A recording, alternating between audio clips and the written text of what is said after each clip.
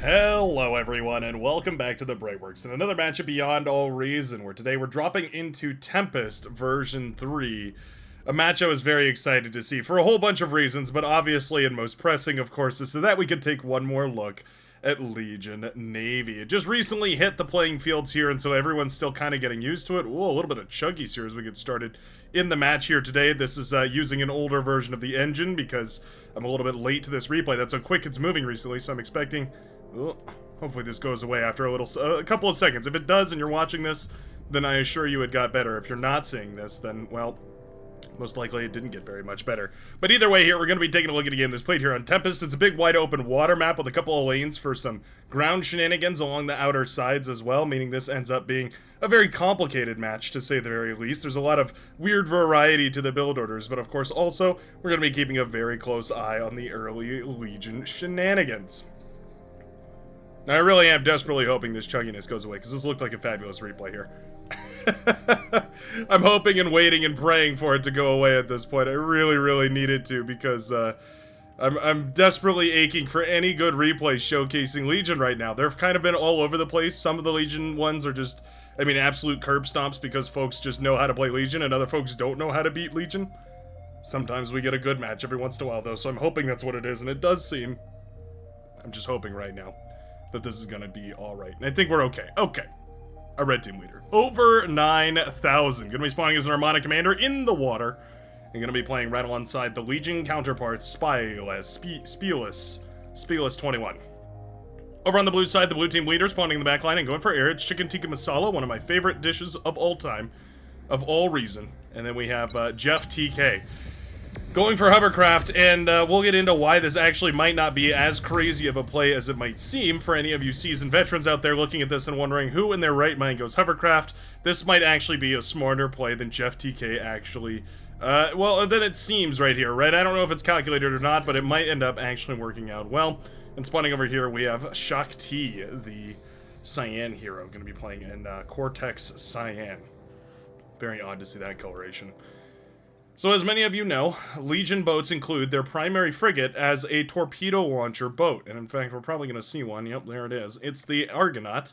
And it fires a torpedo launcher out of that main cannon on its top side. Well, we're switching it up now for a anti-air radar support ship. The torpedoes cannot hit hovercraft. Yeah, did a little testing on the live stream while we were playing with the randomizer, by the way, which was far and away one of the most fun mods I've seen in a good long while. You know, it's crazy because it's just a little change, right? It just changes the metal cost, the energy cost, and then a bunch of the stats on every unit. But little changes like that were so much fun to play with. I would definitely recommend hanging out for the stream, at least this Saturday, this coming Saturday, if you're watching this the day it comes out anyway. Hold on, let me check the date on that. What day will Saturday be? That's going to be the 22nd of November, 2025, where we will likely play another randomized stream. We probably won't do it all the time, but we will likely play another one back-to-back because we kind of figured out how the game goes, and now I'm very excited to optimize it, but, suffice it to say, we did also get a chance to test a little bit of Legion Navy versus hovercraft. And yeah, as it turns out, Legion Navy is kind of prone to hovercraft attack. There's not really anything that those early boats can do against hovercraft. They fire torpedoes, and the torpedoes can't hit the hover. So you have this weird asymmetry between the factions, where all of a sudden hovercraft might be viable. Like, I mean, it would require a crazy scout, right? If your air player can scout really early on that there is indeed a Legion player in the water, then maybe on maps like Supreme Isthmus and stuff, maybe there is some room there for an exploration into hovercraft gaming. Couple of fabulous Phobos have made their way into the backline here. The Orange Commander's entire base is destroyed. Metal extractors going down here, and even the pawns are struggling to catch up with these bad boys. The Hound wannabes here firing away a dual Gauss blast that does tons and tons of burst damage. It impulses slightly, and of course, they can run away with the damage. There they go.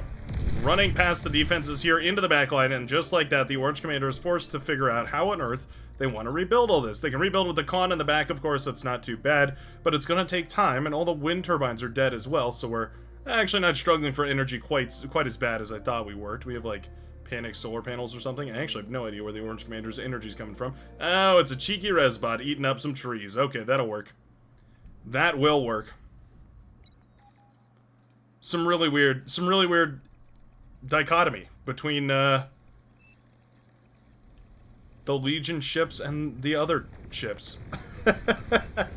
Legion has some other weird facts about their navy as well. Their submarine, for instance, is the cheapest one in the game at this current day and age. It does mean that, for what it's worth, the Legion submarine can get out and across the map very, very quickly. And it means you can end up doing some really interesting plays, like much more aggressive plays than you normally would be able to with early submarine play. Typically, ARM and Core don't have submarines until kind of after the first round of production. Usually get a couple of gunboats, maybe some dolphins, and then a frigate or two, and then you go into a destroyer. But it means early submarine rushes are going to really heavily punish Core and ARM players. Basically what it means in Navy right now is you have to scout them. If you can scout the enemy player and know what they're playing, you can pick a hard counter that could potentially literally win you the entire match just based off hard counters. All that being said, the destroyer for Legion is quite nice, and we do have a nice little bombing run coming across here. Okay, nice bombing run. Connects with some of those title gens. We're going to need a follow-up run here in order to take those out completely. We do have a con in the back here as well. Ooh, missed that run. Con in the back to grab these mexes, but it'd be really nice to pop those as well. It'd be very difficult to rebuild all that. Well, kind of missing our bombing runs here. Bomber without a scout. Very unfortunate. Whole handful of Satyr also moving forward here. These are the light plasma bots, so they fire away and do tons and tons of damage for their metal cost. But obviously they don't fire quick and they don't move fast, and they're also relatively slow on their own. Has the bomber found any? Oh, okay, bomber's just going every which way.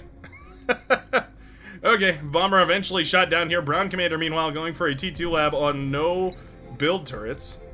Ironically, we're not too far off on the regular timing here. I mean, we're going to be about a minute, about 2 minutes late on the timing, but for no build turrets, I mean, it's actually not terrible. We also didn't sack the comms, so this can be improved.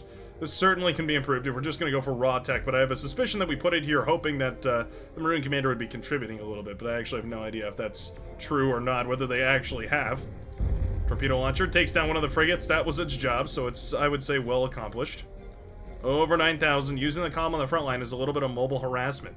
You need submarine damage in order to kill a commander. Another one of those things that Legion has that can be really, really interesting to play against. It's just the fact that they can get commander damage out on the field first, rather than having to wait for these very heavy destroyers.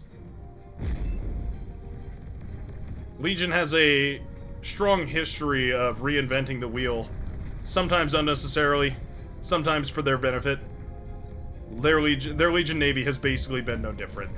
They've certainly redefined a lot of standards. And now it's going to be interesting to see people getting used to those. Couple of grunts sneaking by right here for Shafe, or Shafé, the pink commander over here. I'm going to be running just a handful of grunts through, but it's more than enough. These tanks can't really deal with it. They're just going to abandon the chase. They say, you know what? That's going to be your problem now. Legion gunboats, taking the name quite literally here, as they fire away with a barrage of bullets, and actually quite effectively. Oh, man. Legion gunboats looking pretty good. Doing a couple percent per shot, but they fire pretty quickly. They move fast as well. These are actually looking very, very nice. We haven't seen a whole lot of these mass-produced. Obviously, you don't go for, early on anyways, a ton of gunboats. It's nice to see that paradigm shift. Now the gunboats are actually useful. You can see them slowly working away at this frigate right here, but obviously the more of them there are, the quicker and quicker that's going to be. And also, of course, if they're firing on one direction, they're going to hit that flanking damage. And I bring that up all the time. Somebody did ask me why I talk about flanking damage so often. It's because it's super important. You can almost entirely double the damage of your army just by their positioning alone. That's insane, to get double the value out of your units just by having them in the right spot. Well, these can actually shoot at air units. How cute is that? Okay, they kind of work as like a very crude anti-air. I bet it probably is just good enough to deal with shuriken. Not really ideal for killing fighters right here, but they can do it. They can if they need it. We will have the drones moving out here. Fighter trying to sweep those away is quite nice as well, but the fighter, no, not either of those things. The destroyer, the hybrid heat ray drone carrier destroyer, should have enough firepower at range to effectively deal with these torpedo launchers. We can kind of just comfortably ignore them, though, is ironic. And it seems to me like the gambit for the T1 hovercraft has kind of been wasted. We went T1 hovercraft and then directly into a T2 laboratory. We didn't even put up much of a fight on the ocean out here. Kind of makes me wonder what the plan was right now for Jeff TK and our no longer existent Shakti. who has been eaten up by both of these commanders over here in the midsection. Suffice it to say, an overwhelming victory all of a sudden here for the red team. That opens up a giant attack path directly through the midsection and into the backline of this map, so you have to fortify this area as heavily as you can. One super easy way to do that is just to put walls along the low ground right here to prevent unit traversal, and then just set up some long-range plasma cannons up on the high ground. You can fire up and over the wall and out into the distance to hit anything that's building off the coast, and of course you can also put those pop-up towers on the cliff sides here to fire down at the enemy below. Torpedo launchers to clear out the coastal torpedo launchers to clear this out wouldn't be the end of the world either. And I love this position. Oh, Grand Duke is actually super far forward right here. This could be a double-edged sword, right? This could mean that Schweity Spidey 2099 could push in at the same time here as the Seafoam Green Commander and catch the Orange Commander in a beautiful little pincer attack. Yeah, there you go. Look, we're even trying to coordinate with a little bit of drawing. As difficult as that may be, if you can pull it off, it's certainly a huge reward. But also, I mean, the backline has been completely shattered. Yeah. Huge opening has been expressed right here, and all of a sudden the Orange Commander has literally nothing. No laboratory, very few mixes, no energy production whatsoever. Pika Burek is in a rough way. Yeah, setting up some static defenses is basically a last resort right here, but forced to send the commander back to just try and do something about this. Right-hand side, still a decent hold. We do still have the vehicles fighting against the bots right here, the Chaffee bots going up against orange green vehicles. But now the Navy can get involved, and that's never a comfortable moment right here for any player going up against Navy because, well, Navy is extremely powerful. All of their units are extremely good, and it means that all of a sudden you can actually find yourself taking a really, really unfortunate fight if you're finding yourself anywhere near water after the Navy battle has been lost. Jeff TK still out in the water, actually trying to reclaim some of this, no doubt, probably hoping to maybe get a con or something out to the purple commander who's building in the backline, building a ton of E-converters, but doesn't actually have very much energy production. Basically an E-stall across the board right here for the blue team. Red team taking it away with 5.2 energy production versus the 3.8 right here coming out from blue. Might not seem like a whole lot, but it does add up very, very quickly in the long run. Love the green tanks making their way around the army right here. This was exactly what I was looking for. So many weird little run-by paths on this map because you can sneak these units in and out of the water all over the place.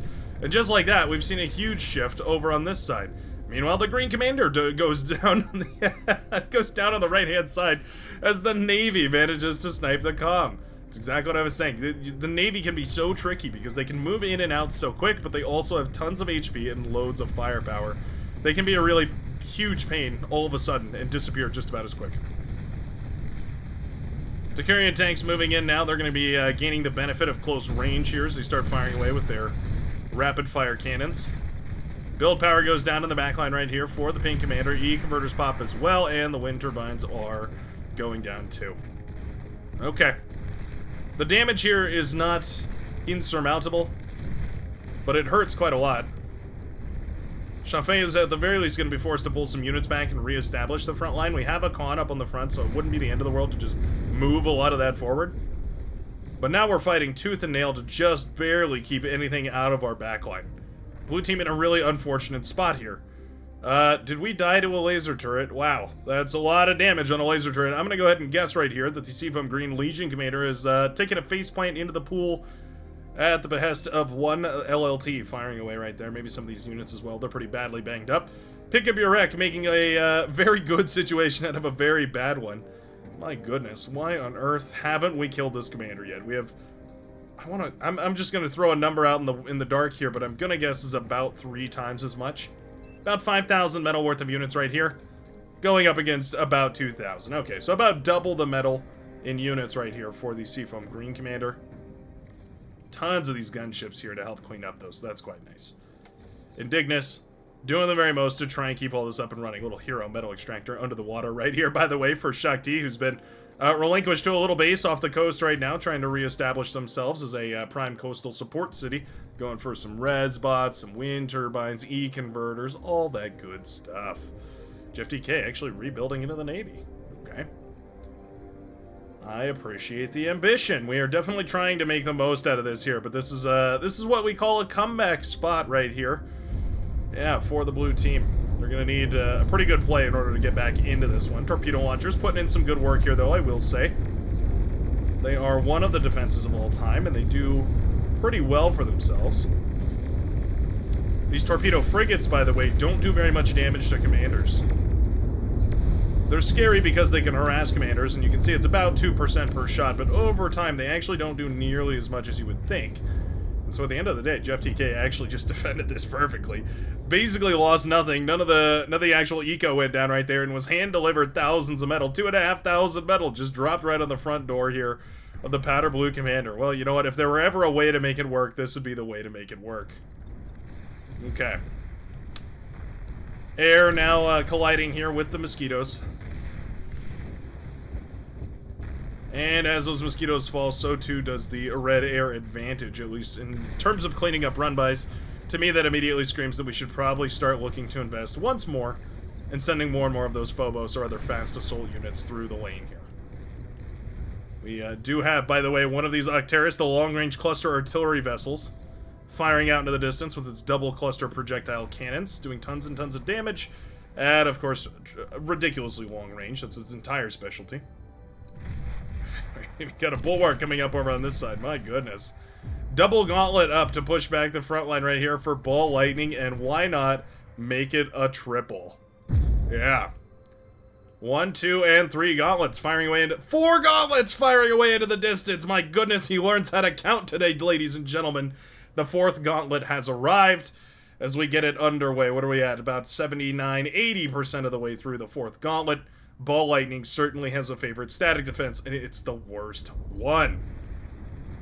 Glad to see that somebody's woken up today, though. Grand Duke has decided that he's had enough waiting around with a superior army, superior position, superior economy, has decided it's time to go drop the hammer. And we'll send those units forward here. Nice, actually, decent little bombing right there with the Martyrs, taking out a whole bunch of these. These units were terribly clumped up, so they will actually find a lot of value. Oh, and that's quite nice, too. Sniping the air cons, building the AGO. Means that's going to slow down a whole lot, maybe even stop the progress outright here, as the Maroon Commander is going to lose the T2 Con, or should at the very least lose the Maroon T2 Constructor building all this. The AGO will fall. There we go. Yep, Constructor will end up going down at the end of all this. Geo should fall pretty quickly here as well. Yeah, you know what? The bombing is not terrible. Those Martyrs have actually put in some pretty good work. Against a big clump of units, that is ideal.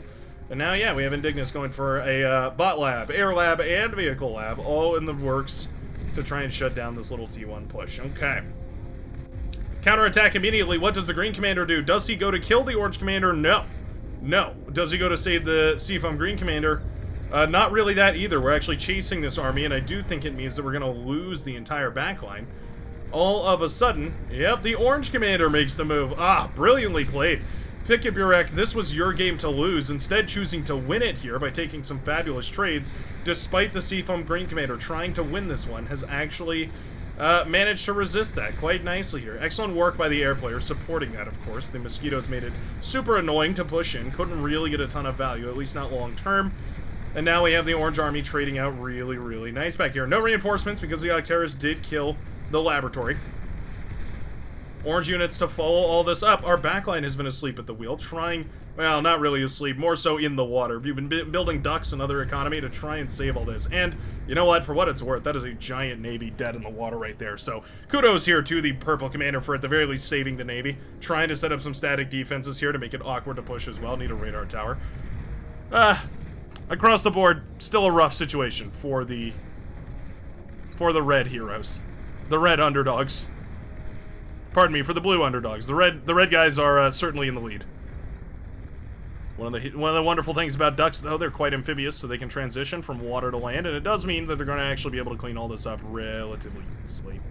Heavy laser beams, just about good enough to deal with T1. Wouldn't really want to put them up against T2 too hard, but against the T1, they're perfectly fine. Couple of Buccaneers now moving in as well, as Jeff TK is put in the hot seat. Buccaneers quite a bit better at dealing with submerged vehicles, and of course their heavy lasers are something to be afraid of as well. If we could degun them, that might be the most efficient route here. And more and more of them rolling out of the lab as we speak. Martyrs actually being shot out of the sky. Lovely stuff from the air player here. Need to get these fighters in position. Man, Martyrs are pretty quick, huh? Pretty durable too, actually. 2 shots from a fighter does mean they're kind of hard to kill. A couple of them making it into the back line. Yeah, we're going to retarget for the wind turbines. Okay, not bad. Oh, the chain reaction. No! Oh, the chain reaction was brutal. Just barely damaged enough that they chain reacted. There goes the entire economy right there for Shakti. That's a heartbreaker. Yeah. Anywho, Arcturus numbers are growing here. We do also have Schweity Spidey 2099. I mean, just losing the entire front. The whole front line is dead right here. The Orange Commander is pushing for the kill on the Commander. We have the Centurion, though, so I think this is probably going to be solid enough. A little repair micro on the Centurion. Wouldn't mind it. We need it, actually. Is this fine? Like, is this okay for the Orange Commander? We've got the T2 lab up. No way. Okay, well, we had a con to rebuild all this back here, too. We've got the wind turbine scaling. Man, pick up your wreck. Winning the fan favorite for today. Winning this commentator's favorite for today, at the very least, just for the tenacity. Holding into this game, even though it looked like basically an unwinnable 2v1.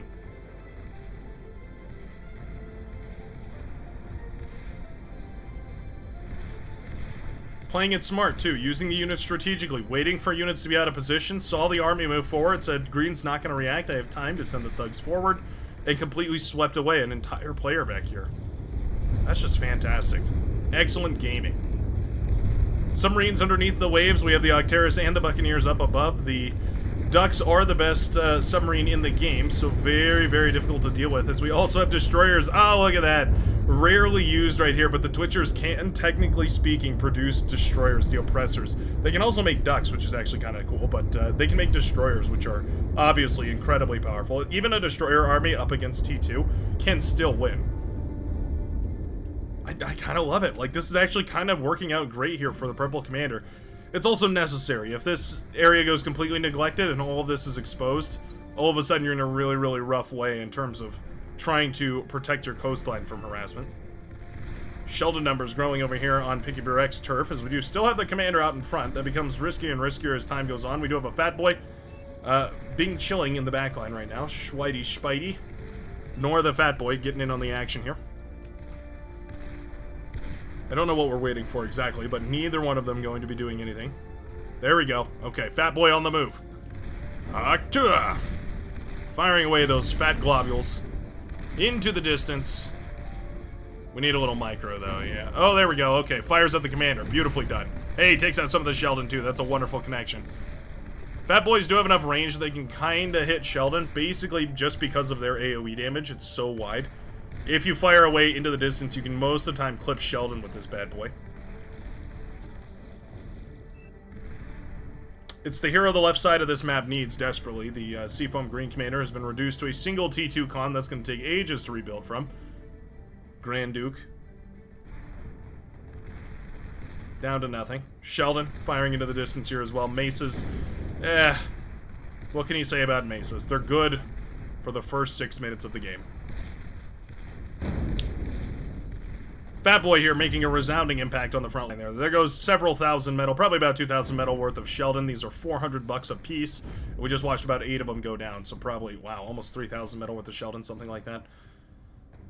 Fantastic trade right there for the Fat Boy. Certainly getting its values worth. Its brother is just about to join us in just a moment, and as long as we can reclaim all this wreckage, this might be salvageable here for the Green Commander.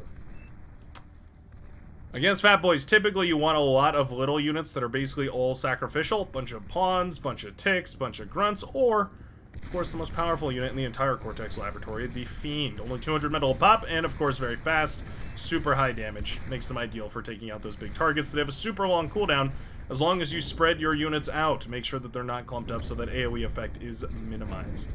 Double Fat Boy gonna shred apart these rocket bots so easily, though. Hounds have made their way to the front here, too. A little bit of a band-aid of a unit, kind of just meant to incorporate a little bit of extra accessory DPS. The Fat Boys, certainly the kings of the show here. Managing to fire off into the distance and going to be taking down a whole bunch of these Rocketeers. Always lovely. The longer this fight goes on and the more and more of these Fat Boys connecting, I mean, this is just a better and better trade.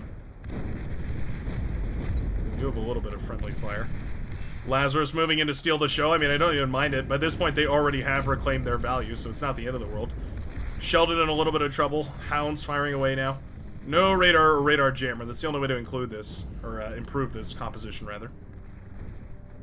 Still a minor nitpick, though, and otherwise a successful defense. Sharpshooter out, too. Okay, I like the sharpshooter.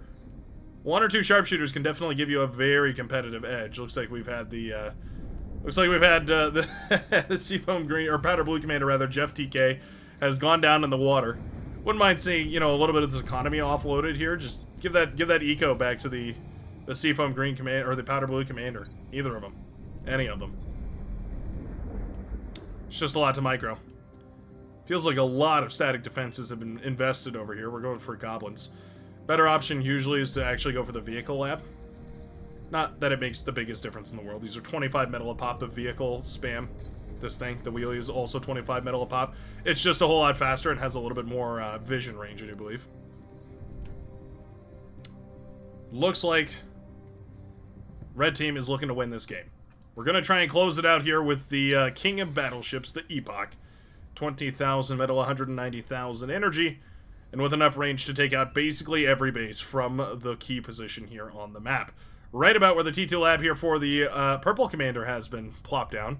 And I'll tell you what, 20,000 metal worth of despots beats 20,000 metal worth of flagships. If we see just a huge investment in fact, I think this many 20,000 metal worth of destroyers probably beats one of those flagships. They really are essentially just a siege vehicle. If you can get them into the right spot and supported, they're deadly. But if you don't have all that support that you need, they're kind of useless. Need a little bit of anti-air. It's becoming pressingly clear here. Still, though, these T2 boats rolling out of this laboratory are going to be very deadly super, super quickly. The purple commander has the economy to sustain full T2 production. The red commander has ecoed quite nicely, and we're getting to that level of eco scaling, but the exponential scaling of the aphises just doesn't really compare, or rather is much better than the red's naval expansion, not to mention, of course, the metal that's being dumped into this battleship here. About half the eco for the red commander, in other words. Big Burek still holding strong here. Are we going to throw this game back into the hands of the orange commander? It's certainly possible. We've seen it before. Oh yeah, looks like we are. Rather than pushing for the victory here, we're going to retreat. Try and leave a couple of Rocket Bot and Maze Corps. Why are we not turning this lab off? Why is this thing still producing? Just switch this. Oh, okay, looks like we just did. Hey, nicely done. Schweity Spidey finally listening to me and making some good moves here today. Glad to see it. Yeah, really, I mean, really not much of a reason why you would go for, we're gonna go for a capital ship too. Not really much of a reason why you would go for anything but ticks at this point. Just use those T2s and then the ticks can give you all the vision that you need. Right-hand side has been completely broken, by the way. There was very hardly anything over on this side. It was a bunch of T1 static defenses, and those have fallen quite easily. In fact, it looks like they died to the goblin spam. Sheldon also making very short work of a lot of this here. We have a Sheldon and Thug Ball, still a very potent composition. Thugs for the little bit of durability, and the Sheldon, of course, for that long-range, super concentrated high DPS. Would be very, very dead to a nuclear bomber, though. And it looks like that is the plan. Not much air can do here about the goblin spam, though. We need lightning tanks. That's the correct move here. Looks like ball lightning. Ironically, might not have known about that.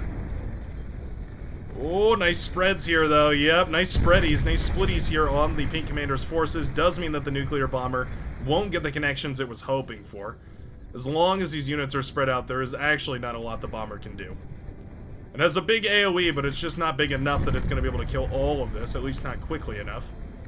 Also buys time here for the Maroon Commander to respond, if we're going to respond. Maybe we don't need to. Capital ship is now firing away here. We've actually finished the capital ship in purple before the red capital ship was working on it miles earlier. Yeah, pure goblin spam. Cracking the defenses.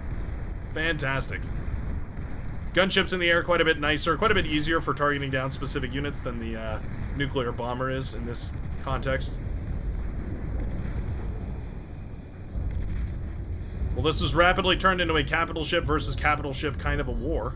Purple Commander going for capital ship number 2 in 2 minutes here. About 30 minutes into the game, we will see capital ship number 2.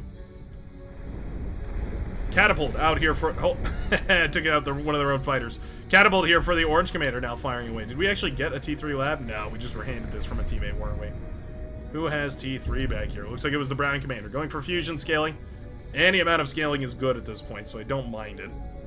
Epoch trying to find the range, the vision and the range in order to fire. This is where it gets tricky, right? Because Mega Kyperios, the purple commander, has the bigger navy, but doesn't know it. Doesn't really have the scouting yet to understand that this is actually a much, much larger navy than the force in red and yellow, both of them combined. Now it looks like we might just sniff it out right here. We have to be so careful, right? You can't take an inefficient trade. If you can at least take a decent trade and reclaim some of that, then you're going to be in a decent way. Like, that's going to be all it really takes. But the point of the matter is that if you take a bad trade, this could be GG right here. If you take a good trade, it could literally bring the entire game back. AA trucks are intense right here. The Chiron. Very good single target AA. Kind of perfect for countering Armada Air. One of the best counters to them is just EMP bombers. They're sturdy enough to get overhead. They can paralyze them, and they can allow your gunships to get involved. I'm almost certain that Obi-Wan Kenobi, the 19 open skill UK hero here, has realized, probably quite to their surprise, that Goblin spam has literally won them their side. I mean, the right-hand side of this map has been quite literally shut off because of the goblins. Oh, look at this. How cheeky is that? We're trying to drop heavy transports. Or rather, we're trying to drop heavy turrets. Okay. An ambitious plan right there from our Maroon Commander, trying to do a little cheeky Legion Nostradamus. Oh, you know what? It kind of worked over on this side. Yeah, you know what? Air wasn't in every place all at once, and so a couple of these did actually make it through. Sharpshooter to clean that up is quite nice. But yeah, I mean, there we go. We certainly popped all the E-converters here for the Purple Commander. That's super annoying. We're gonna need, like, gunships or something to take care of this. That is so, so annoying right now for Purple. All the E-converters away is really, really annoying because, of course, you have to rebuild all that, but where does the build power come from? You can put them next to your fusions again, but then if that explodes, you're in a pretty rough way. Catapult here to break down the line. Wouldn't mind seeing Sumo or Mammoth spam just to try and accompany this. It's really all it takes. Capital ships firing away to try and do some coastal support. They have so much spread on their main guns, though, that it makes it really, really awkward to try and do that. Oh, Chirons are good. Yeah, you don't want to fly your nuclear bombers into those. They're so good. Those are the anti-air trucks to kill nuclear bombers with. That's their job. That's a rough one. Catapults and missile trucks, for some reason, are also included here. We've got the kings of single-target, long-range siege weapons. Firing into this. We've got a frontline tremor here as well. Okay. Getting real crazy with the strategies now. No rebuilding here from the Purple Commander. Might have their APM absolutely tapped just with the amount of units out here on the front line. Looks like, by the way, that the jammer will fall. We also do have the anti-nuke ship here included in the mix for the Purple Commander. Means that they actually have the vision advantage. Giant oversight right now from the Yellow and Red Commander not to include those anti-nuke ships. They are coming out to play eventually, but that's a couple of seconds here. Almost half a minute where these ships have been without the ability to fire into the distance at the Purple Navy. And because this jammer is still up and running, the ships actually still can't hit them. We just need to get this ship within range of the base. It doesn't take very much. Do we actually know where the base is here? Oh, kind of. Not really, but kind of. Marauders sneaky beaking their way through here. Hornets will actually clean them up quite nicely. That's cool. Yeah, Hornets doing tons of damage to the Marauder right there. Very nice to see. Razorbacks coming out now. The T3 lab right here for the Cyan Commander, who's actually made a wonderful recovery in this game. Has gone all the way up to T3 as T1 E-converter economy. Overflowing energy from the Purple Commander, so we're looking good there. Catapults have also been largely stalled out here, actually. Fat Boys have cleaned them up nicely. That's never supposed to happen. Oh, that range is fabulous, though. Yep, up on the high ground, they can fire away for just miles. Okay. If there was a way to hold this push, it was going to be with plasma projectiles over here, so I'll give it to you. Schweity Spidey making the moves. Hound's still firing away here as well. Capital ships also raining now on the red facility. We have Marauder coming out of the red laboratory in the water. I mean, this is starting to look a little bit rough here. E-converters chain reacting into the tidal generators, cutting off a huge portion of the power supply for the Red Commander. Starts up the naval production almost immediately here. Gotta kill the enemy before you can abandon all the naval units first. Razorback doing a great job of defending this coast. Gotta be careful about those fighters flying overhead of anti-air units as well. Don't see any nuclear shenanigans up and running quite yet. Doesn't look like any of the teams here have gone for them. One anti-nuke available here for the blue team, though, so extremely, well, I guess the anti-nuke boat as well, but extremely prone to harassment in that sense. We're actually going for ship spam here for vision. Okay. Super expensive. So difficult to watch this Purple Navy that's been superior in numbers for the longest time right now finally be overtaken by the Buccaneer count. I think we finally made our mark here. Let's get rid of the air. Yeah, 52,000 right here for the red and yellow forces. Versus, no, actually still good. 70,000 here for purple. Still an advantage, although a shrinking one. We include these Buccaneers, and that advantage shrinks even further. And I can't help but feel like this is just an encroaching victory here for the red team. The early naval victory was fantastic. We were a little slow in the draw to take advantage of that. No amphibious units, nothing like that is a little bit strange. But eventually it does seem like we're going to get there in the end. The Orange Commander making a fantastic recovery, though, 2 versus 1. As we did see, I mean, basically just 2 massive misplays from the blue team. Meaning the Orange Commander just barely was able to stay in the game. Huge kudos, of course, for staying in the match after all that. Lesser commanders would have quit immediately after losing the base in the back. Nice D-guns right here coming out from Spidey. Oh, well. Okay, never mind. One nice D-gun coming out there from Spidey as the rest of them will be neglected. The fusion reactors fall. And at the end of the day, I don't think that one D-gun was going to save him anyway. Spidey on the back end of a Sheldon push assisted by catapults and overwhelmed by fiends. That was certainly a hold on the left-hand side. Certainly a much longer hold than what happened on the right-hand side here, as we do see a resurgence of T2 units spared over in this direction. Just trying to send those out, I suppose, just to try and find as much value as possible. But you know what's kind of funny about this? Loads of static defense right here. Literally nothing over here. We have 1 HLT and 2 LLTs. Versus like a Bastion, LRPC, Amputator, heavy towers, units, jammers, build turrets, like this. The Path of Pain versus the Path of Flowers, and maybe those of you with allergens are cringing at the Path of Flowers, but I feel like it's a wonderful path. I mean, I feel like that's the one I would choose. If I had to say a takeaway note here, first of all, don't give up. There may be a way back yet. Second of all, make sure to be scouting, because that really is all it takes. GG is called here. The red team manages to take the victory. An excellent hold over on the left-hand side. Basically pure tenacity holding all that together, as well as some brilliant strategic play in the mid-game. And, of course, a wonderful little naval showcase of what Legion looks like. Thanks a ton for watching, folks. If you enjoyed or cringed or had any reaction to this game, hit the like button. They kind of summarize all your emotions into one button down there, but it's the like button. You can also hit the dislike button. It actually doesn't matter. Just hit one of them, and I'm happy. And I hope to see you again in the very next match of Beyond All Reason. Peace out, everybody.